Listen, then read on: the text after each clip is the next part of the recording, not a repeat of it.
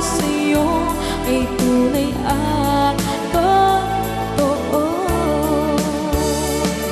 Kahit na ano man ang pagsubok natin, basta tayo pa rin noon hanggang ngayon.